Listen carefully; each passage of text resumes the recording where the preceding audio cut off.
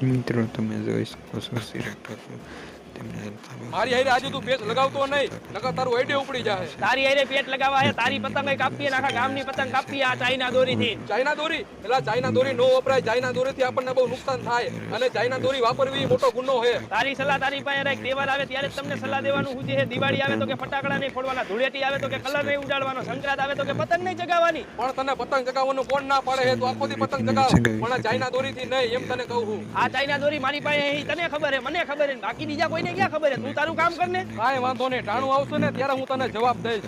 ચકલા કોઈ દી બાજ નો બને મારા કલેજા. હાલો મામા, મારો પાડોશી ચાઇના દોરીથી પતંગ ચગાવે છે. તમે ક્યારે આવો છો મામેરું લઈને? ચાઇના દોરીથી પતંગ ચગાવે છે અને ત્યારે જોઈ શકો છો પોલીસ આવે છે અને તે જોઈ શકો છો તે અસિસ્ટ કાપે આજ તો આખા ગામની પતંગ કાપી નાખું. તો ચાઇના દોરીથી પતંગ ચગાવે છે. મારી બાતમી તમને કોને આપી? ચકલા બાજ બને કે ન બને, પણ આજે મોર તો બોલવાના જ છે. બાજુ